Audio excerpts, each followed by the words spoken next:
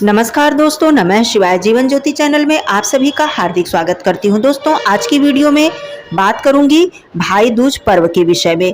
भाई दूज 2024 में कब मनाया जाएगा, जिसे कि यम द्वितीया भी कहते हैं, और भाई दूज में भाई टीका करने का शुभ समय क्या है, द्वितीया तिथि कब प्रारंभ हो रही है, कब समाप्त हो रही है, भाई तिलक करने का नियम क्या है, किस प्रकार से भाई टीका हमें करना चाहिए और भाई दूज क्यों मनाया जाता है, इसके पीछे की पौराणिक कथा क्या है, वह भी आप लोग जानेंगे। तो संपूर्ण जानकारी आप लोगों को मिलने वाली है।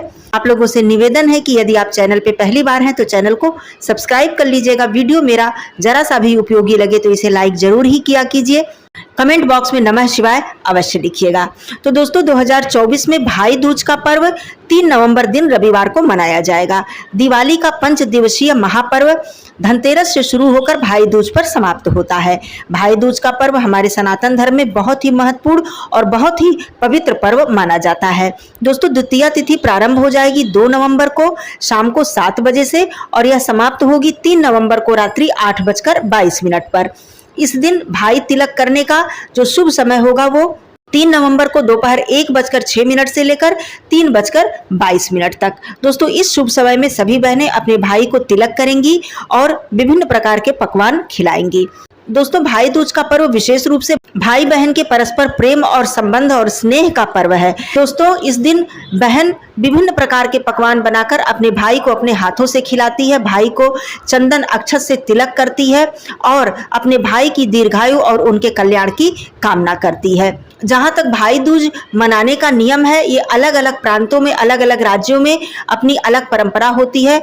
बहुत से जगहों पर चावल का फरा और खीर खिलाने का विशेष विधान होता है। जैसा कि हम लोगों के यहाँ ऐसा नियम है कि दीपावली के दिन कलश पर जो चावल रखकर पूजन होता है, उसी चावल की खीर भाई दूज पर बनाई जाती है और नए चावल के आटे का फरा बनाकर ही अपने भाई को खिलाया जाता है। इसके अलावा विभिन्न प्रकार की मिठाइयाँ और विभिन्न पकवान भी हम खिलाते हैं, लेकिन चावल का फरा और यह खीर मुख्य रूप से भाई दूज पर खिलाई जाती है। इस दिन एक पवित्र स्वच्छ स्थान पर, जिसका कि मुख पूरब तरफ हो, ऐसे स्थान पर बहन अल्पना बनाती है, जिसे कि चौक पूरना भी कहते हैं। आटे और हल्दी से यह अल्पना बनाई जाती है और इसी पर अपने भाई को बिठाकर बहन तिलक करती है और तिलक करने के बाद भाई की आरती उतारती है और उसके बाद विभिन्न प्रकार के पकवान खिलाती है। जहाँ तक पकवान और व्यंजन खिलाने की बात है, यह आपके घर की जो भी परंपरा हो, नियम हो, उसी अनुसार आप इस पर्व को मनाएं। इसे यम द्वितीया इसलिए कहते हैं कि यह यम देवता से संबंधित है, इसलिए इसे यम द्वितीया के नाम से भी जाना जाता है। इस दिन यम दीपक जलाने का विशेष विधान होता है, जो कि धनतेरस से लेकर भाई दूज तक जलाया जाता है। तो इस दिन भी आप लोग यम दीपक जरूर निकालें। और यम दीपक किस प्रकार से निकाला जाता है, क्या नियम है, इसकी संपूर्ण वीडियो चैनल पे है, आप लोग चेकआउट कर सकते हैं। दोस्तों, आइए जान लेते हैं कि भाई बहन का यह पवित्र पर्व भाई दूज, इसके पीछे की मान्यता क्या है और इसकी पौराणिक कथा क्या है। भविष्य पुराण की मान्यताओं के अनुसार सूर्य और छाया पति पत्नी थे, जिनकी 2 संतानें थीं, यमराज और यमुना। यमराज अपनी बहन यमुना को बहुत ही प्रेम करते थे। यमुना अपने भाई से बार बार अपने यहाँ आने का आग्रह करती थी, परंतु यमराज उनके घर नहीं जा पाते थे। एक बार कार्तिक शुक्ल पक्ष की द्वितीया को उन्होंने अपने भाई से अपने घर आने का वचन ले लिया। भाई दूज के दिन ही यमराज अपनी बहन यमुना के घर गए थे।